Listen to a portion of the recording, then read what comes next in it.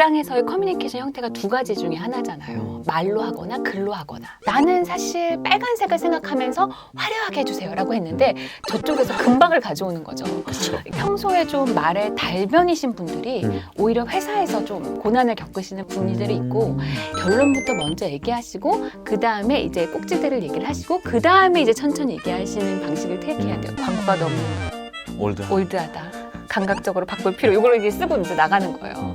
그러면서 이제 직원들을 불러서 우리 회사 광고가 너무 올드하다. 감각적으로 바꿔야 될 필요가 있다. 무슨 말인지 알겠지? 뭐 이러면서 이렇게 하면은 맞는 걸 해올 리가 없어요. 그렇죠.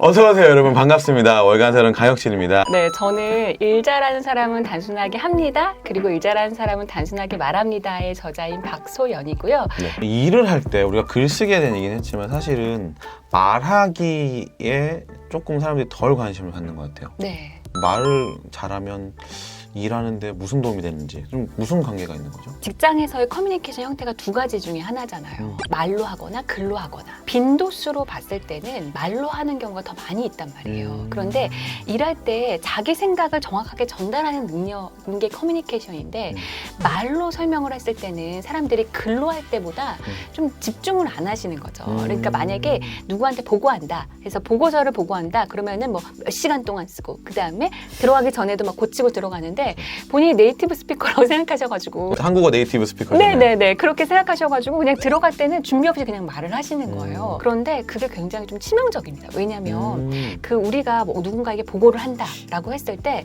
그분 같은 경우는 우리 말을 막 되게 집중해서 들을 준비가 안 돼 있으시거든요. 왜냐하면 너무 머릿속이 복잡하고 일도 그렇죠. 많고 이러는데 그런데 저희가 막 떠듬떠듬 막 중간부터 얘기하기 시작하잖아요. 그러면은 이미 안 그래도 피곤해 있는데 말을 장황하게 한다라는 생각이 들면서 막 짜증이 이렇게 막 나가지고 막 결론이 뭐야? 라고 무슨 말 하는 거야, 하는지 그래서? 무슨 말 하는 거야? 이러던지 아니면 조용히 이렇게 막 딴 생각을 하고 이러고 계시거든요. 말을 정확하게 하지 못하면은 내가 어떻게든 이제 이 컨텐츠를 가지고 상사한테 결정받아야 되는 게 있다든지 아니면 성과를 어필해야 되는 게 있다든지 아니면 내가 하려고 하는 프로젝트가 이게 있는데 이 사람한테 이거는 이렇게 해주세요. 저거는 저렇게 해주세요. 라고 하려고 하는데 소위 그 전달에서 배달 사고가 나는 거예요. 그러니까 나는 사실 빨간색을 생각하면서 화려하게 해주세요 라고 했는데 저쪽에서 금방을 가져오는 거죠. 그렇죠. 그렇게 되면은 사실 누구 잘못도 아닌 거지만 내가 이제 1시간 후에 이걸 가져가야 되는데 이게 아닌데요? 라고 말하면 사실 많은 시간을 낭비한 거잖아요. 커뮤니케이션 같은 경우는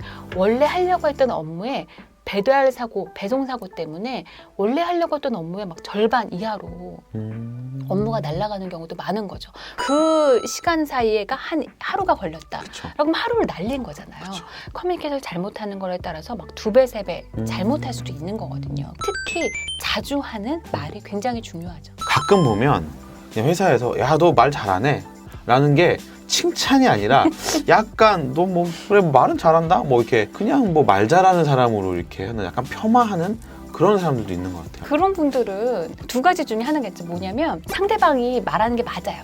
근데 빈정상해가지고 이제 맞다고 말하기는 싫은데 그러니까 되게 재수없다고 말하고 싶은데 네네네. 근데 이제 논리로서는 뭐라고 말해야 될지 모르겠는 거예요. 맞는 말인 것 같은 거죠. 그럴 수 그러니까 있죠. 빈정상하니까 이제 그렇게 공격하는 유치한 경우가 있을 수 있고 또 하나는 그 말 잘한다라고 말하는 게 그 말하는 사람이 우리가 뭐 하려고 하는 이제 궁극적인 목적이 있어요. 그러면 이렇게 가야 돼요. 근데 이제 그거를 그렇게 안 가면서 콘텐츠가 없이 말로만 막 이렇게 현란하게 때우는 경우 그런 경우로 너 말은 잘하네 이렇게 하는 두 가지가 있거든요. 그러니까. 지금 고객들 저희 제품에 대해서 불만이 막 늘어나고 있는데 어떻게 하면 좋을까요? 고객 만족이라는 것은 막 이렇게 알맹이 없이 겉으로만 확실하게 얘기하는 사람들. 네, 그런 경우면 이제 일하는 방식 자체가 잘못된 거기 때문에 그거는 말의 문제가 아니라 사실 업무 능력의 문제죠. 그래서 말을 잘한다라고 하는 거는 단지 막 이렇게 현란하게 말하고 막 능수능란하게 말하고 이런 거랑은 좀 다른 것 같아요. 말을 잘한다는 것이 결국에도 회사에서도 굉장히 중요한 업무 능력 중에 하나인 것 같은데 말을 잘하는 거랑 일을 잘할 때 또 필요한 말하기랑 약간 다를 것 같거든요. 많이 차이가 있어요. 어떤 그래서 차이가 평소에 좀 말에 달변이신 분들이 오히려 회사에서 좀 고난을 겪으시는 분들이 있고 일상에서는 별로 말을 재미없게 하시는 분이 일의 언어는 굉장히 잘하시는 분이 있거든요. 약간 수줍은 듯이 말을 안 하는데 일할 때는 막 촥. 네네네. 그게 왜 그러냐면 일상의 언어에서는 이제 말을 잘한다라고 하는 게 어떤 거냐면 막 기승전결로 이렇게 쫄깃쫄깃하게 그래서 말이야 막 이러면서 막 상대방을 막 이렇게 하면서 이렇게 하는 거를 말을 잘한다고 생각하잖아요. 근데 회사에서는 그렇게 막 풍부하게 얘기를 듣고 싶어하지 않아요. 기승전결로 얘기하잖아요. 그러면 승 때부터 막 불안감이 올라오는 거예요. 만약에 상사가 문자가 왔어요. 김대리 이렇게 왔어요. 그러니까 이제 뒷말 무슨 말을 하는 거지? 뭐 말하려고 하는 거야? 막 이런 게 있잖아요. 아니면 클라이언트가 저 보내주신 파일 봤는데요. 점점 이러고서 하여간 타이핑도 안 하고 있어요. 그다음에 무슨 말이 나오려고 하지 않는 것 때문에 너무 스트레스가 올라가는 거예요. 너 장난 아니죠? 네, 스트레스. 그래서 일에서는 말을 잘한다는 게 이렇게 기승전결로 쫄깃쫄깃하게 얘기하시거나 스토리텔링으로 얘기하시면 안 되고 결론부터 먼저 얘기하시고 그 다음에 이제 꼭지들을 얘기를 하시고 그 다음에 이제 천천히 얘기하시는 방식을 택해야 돼요. 또 회사에서 또 말하기 능력이 뭐 늘 필요하겠지만 특히나 일하면서 말하기 능력이 중요한 순간들이 있을 것 같은데 그런 순간들이 언제가 있을까요? 가장 말하기 때문에 고난을 겪으시는 게 언제냐면 이제 어느 정도 매니저 레벨로 올라가시는 분들 그분들 같은 경우에 이제 말하기 때문에 많이 고난을 겪어요. 왜요? 왜냐하면 실무자가 자기 그냥 리더한테 매니저한테 얘기할 때 같은 경우는 서로 업무들을 잘 알고 있기 때문에 그냥 결과물을 보여주면서 서로 커뮤니케이션을 하게 된단 말이에요. 그 다음에 그 레벨에서는 그 리더 같은 경우에 문서나 아니면은 뭐 디자인이나 코딩이나 이런 걸 보여주셨을 때 커뮤니케이션이 명확하게 돼요. 그 다음에 볼 에너지가 남아 계세요, 그분들은. 그런데 매니저가 돼서 그 위에 그 임원한테 보고를 한다던가 아니면 다른 클라이언트에 얘기한다라고 했을 때 그분들은 또 아까 같은 문제가 나옵니다. 노안이 오셔가지고 이거를 보는 것보다 말로 듣고 싶어 하세요. 그래서 그 정도 레벨이 되면은 보고서가 이렇게 있어도 이제 덮어놓고 말로 해봐 이렇게 하신단 말이에요. 그렇게 되면은 네 저기 첫 페이지부터 이렇게 시작하려고 하잖아요. 아니 말을 하라고. 네, 그러면은 나 지금 2분 후에 나가야 되니까 지금 말로 해 맞아요. 이렇게 된단 말이에요. 그래서 그때 되게 휘청휘청하세요. 그 위에 올라가면 올라갈수록 좀 말하는 능력이 좀 떨어져도 된다라는 생각을 하시는 분들이 있는데 이분들이 보고서를 보면서 설명을 하면 10분이 걸리는데 말로 시키면 2분 안에 할 수가 있기도 하고 그 다음에 2분 안에 말로 설명하지 못하는 프로젝트면 사실 좀 뭔가 문제가 있는 거예요. 정리가 안 돼 있거나. 정리가 안 돼 있는 경우에요. 그래서 그렇게 사전 검증을 하시긴 하거든요. 스타트업이나 이런 기업분들 같은 경우는 실무자 레벨에서 여러 협업 파트너들하고 일해야 되는 경우가 있잖아요. 그럴 때 또 말이 중요한 거예요. 왜냐하면 지금 저희가 홈페이지가 있는데 여기 버튼이 있다고 쳐보세요. 버튼 좀 옆으로 넓혀주세요. 이렇게 말하면 사실 확 넓혀줄 수 있는 거죠. 얼마나 넓혀주라든가. 커뮤니케이션이 오류가 생겼을 때 그 비용이 세단 말이에요. 어느 경우에는 수정을 한 3번까지만 할 수 있는데 그쵸. 그 이후로는 비용을 추가되는 경우가 있단 말이에요. 근데 뭐 그 색깔을 밝게 좀 버튼을 넓게 약간 느낌이 처음에 들어왔을 때 환영받는 분위기 이런 식으로 커뮤니케이션을 하시게 되면은 정말 별것도 안 했는데 벌써 2번을 다 써가지고 이제 한 번밖에 안 남은 거예요. 수정할 수 있는 게. 올라갈수록 말하기 능력이 더 중요해질 수 있다는 거 맞아요. 굉장히 중요한 포인트인 것 같습니다. 네. 근데 또 이렇게 말을 잘하는 데 있어서 그냥 자기 생각을 막 정리하는 것도 중요하지만 또 질문을 잘하는 것도 굉장히 중요하다고 하셨어요. 네. 상대방의 머릿속을 저희가 모르잖아요. 그렇죠. 그리고 엄밀하게 말해서 똑같은 단어라는 건 존재하지 않거든요. 환영받는 분위기. 누구는 맞게 뭔가 이렇게 하는 환영받는 분위기. 누구는 되게 정중하게 할 수도 네, 있고. 중정. 이걸 언어의 임의성이라고 하거든요. 그래서 똑같은 단어가 아닌데 서로 머릿속에서 서로 얘기를 하는데 서로의 머릿속을 모르는데 어쨌든 서로 맞춰가는 거잖아요. 그거를 할 수 있는 방법은 질문밖에 없어요. 근데 우리나라 문화가 질문하는 거를 뭔가 토를 단다. 맞아. 아니면 시비를 건다. 반항한다. 이렇게 생각하기 그냥 때문에 뭐 물어보면 야 그냥 일단 해 뭐 이렇게 되잖아요. 네네네. 그래서 질문하는 걸 좀 걱정을 하시거나 잘 못하시긴 하는데 질문을 할 줄 아셔야 돼요. 이게 자기가 한 업무를 반의 반으로 줄이려고 하면 어쨌든 질문을 해서 범위를 좀 줄여와야 되는 거죠. 그럼 질문을 어떻게 하냐? 자기 대표님이 밖에 나가서 오시고는 또 어디서 무슨 얘기를 들으셨는지 우리 회사 홈페이지가 너무 올드하다. 너무 감각적으로 좀 바꿔야 된다라고 하시던지 아니면 우리 회사 제품 서비스가 너무 올드하다. 홍보가 광고가 너무 올드하다. 이렇게 막 화를 내셨어요. 그러면서 감각적으로 바꿔봤으면 좋겠다라고 얘기했는데 그러면 화를 내고 계시니까 거기다 대고 뭐라고 말을 못하고 그쵸. 이제 광고가 너무 올드하다. 올드하다. 감각적으로 바꿀 필요 이걸 이제 쓰고 이제 나가는 거예요. 그러면서 이제 직원들을 불러서 우리 회사 광고가 너무 올드하다. 감각적으로 바꿔야 될 필요가 있다. 무슨 말인지 알겠지? 뭐 이러면서 이렇게 하면은 맞는 걸 해올 리가 없어요. 그렇죠. 그러니까 직원들 입장에서도 A부터 Z까지 네가 뭘 좋아하는지 몰라서 다 준비했어라는 식으로 업무를 해야 된단 말이에요. 그럼 사실 굉장히 비효율적이죠. 뭐 돈 많고 시간 많고 사람 많으면 해도 되죠. 근데 그렇죠. 그런 회사가 어디 있습니까? 맞아요. 게다가 이걸 또 A부터 Z까지 해서 가져가잖아요. 그러면 대표님이 내가 바로 이런 거 하지 말라고 라고 해가지고 화낼 가능성이 많단 말이에요. 클라이언트도 마찬가지고. 이런 거 하지 말라 그랬잖아. 내가 딱 싫어하는 거 가져와. 질문을 해서 범위를 줄여 오시는데 그럼 어떻게 하냐. 우리 회사 광고가 너무 올드하다. 감각적으로 바꿔라 라고 말하면 그분의 머릿속에 있는 감각적이라는 거를 좀 찾아야 될 거 아니에요. 범위를 줄여야 되잖아요. 그러니까 거기다 대고 질문을 한다라고 했을 때 그게 무슨 말씀이신가요? 이렇게 말하면 안 되잖아요. 감각적이라는 게 무슨 말씀이신 거예요 지금? 막 똑바로 이게 말해요.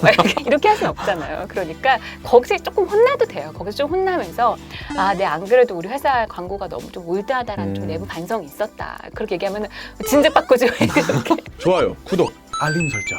혹시 대표님이 또는 클라이언트가 최근 보신 광고주나 홍보 중에서 좀 눈에 들어왔던 게 있으신가요? 라고 물어보면 이분이 뭐 이런 거 있잖아 뭐 이런 식으로 감각적인 본인이 말하는 감각적에 대한 걸 좀 얘기하실 가능성이 있고 만약에 아무 생각이 없으시다라고 얘기하면은 그러면 이제 본인들이 감각적이라는 게 되게 미니멀한 걸 수도 있고 되게 비비드한 화려한 걸 수도 있고 레트로한 걸 수도 있잖아요. 그러니까 본인이 그 카테고리 중에서 하나씩 좀 질문하는 거예요.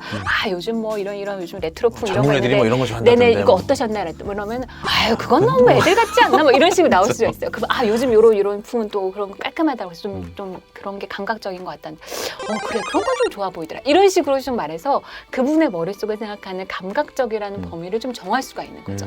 그러고 나서 업무량도 좀 범위를 줄이는 거예요. 자, 어떤 식이냐면 네 그러면 그걸 포함해서 뭐 그것만 또 키우면 안 되니까 그걸 포함해서 저희가 좀 고민해서 보고 드리겠습니다 라고 얘기를 하면서 추가로 그럼 이 기회 저희 홈페이지를 다 바꿔볼까요? 또는 이번 서비스 제품의 전체적인 요거에 대해서만? 광고를 다 바꿔볼까요? 이렇게 물어보거나 아니면 다음 달에 저희 이번에 신제품, 신서비스 나오는데 그거부터 한번 적용을 해볼까요? 라고 물어보면 대표님이 그래 이 기회에 다 바꿔 라고 하든지 회사 어려운데 뭐 지금 될지 안 될지도 모르겠는데 일단 다음 달 하는 걸 보고 그 다음에 넓히든지 말든지 해야지 뭐 이런 거 한두 번 해봐? 뭐 이러면서 그렇죠. 혼나더라도 어쨌든 되게 큰 걸 두 개 얻어온 거예요.